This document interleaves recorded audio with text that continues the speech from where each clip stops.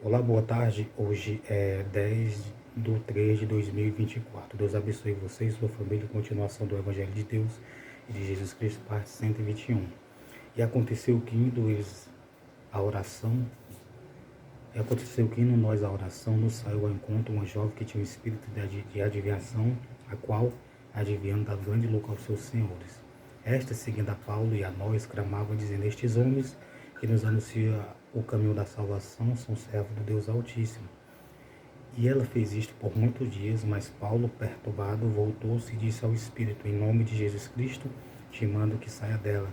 E naquela mesma hora saiu. Então veja que esta, seguindo a Paulo e a nós, clamava, dizendo: Estes homens que nos anunciam o caminho da salvação são servos do Deus Altíssimo. Isto fez ela por muitos dias.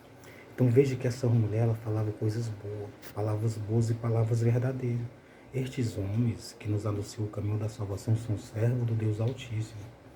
Então veja que ela falou isso por vários e vários dias. Então Paulo identificou, percebeu que ela tinha um espírito mau. Então imagine ela falando coisas boas, falando a verdade. Imagine quem fala coisas má, quem incentiva coisas má, quem manda fazer coisas má. Imagine quem tem raiva, ódio, sentimento de vingança, sentimento de ver o outro com mal. Imagine a pessoa que só vive falando algo contra o seu próximo. Está com um espírito mau. Está com algo que não é de Deus. Então a pessoa tem que ter o reconhecimento que precisa de libertação. Infelizmente, uma pessoa que influencia mal o outro, a expulsar, aborrecer, fazer mal, mandar fazer mal, atrapalhar os outros, está com um espírito que não é da parte do Pai Celestial de Deus.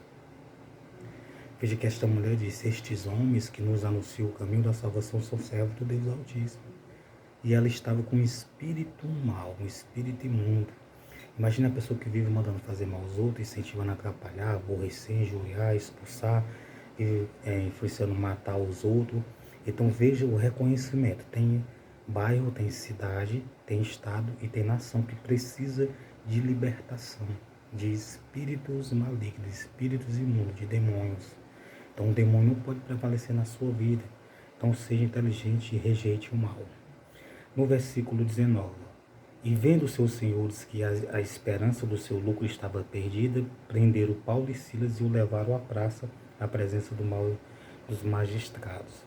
E apresentando aos magistrados, disseram: Estes homens são judeus, e perturbam a nossa cidade, e nos impõem costume que nos não é lícito receber nem praticar, visto que somos romanos. E a multidão se levantou unida contra eles, e os magistrados, rasgando-lhe a veste, mandando açoitá-lo com varas. Veja o que eles disseram. E nos impõe costume que nos não é lícito receber nem praticar. Veja que eles dizem que os costumes que Paulo e Silas estavam passando para eles não era lícito praticar nem receber. Sendo que o que Paulo estava e Silas ensinando era a palavra do Pai Celestial. Então eles estavam querendo dizer que os costumes deles, que as palavras dele, que as práticas dele, que os ensinamentos dele é que tinha que prevalecer naquela cidade, naquele lugar, na vida dele, não a palavra do Pai Celestial. Veja o quanto eles estavam errados. Tanto os magistrados daquela cidade, como os senhores que tinham dinheiro, que tinham condição, que mandaram prender Paulo e Silas. Hoje está acontecendo quase a mesma coisa. Muitas pessoas que têm dinheiro, que são ricos, milionários, que se levantam contra Deus, contra a palavra de Deus. Aí depois, quando começam a ser castigados, começam a ser punidos, ou quando perder a salvação, vão se arrepender.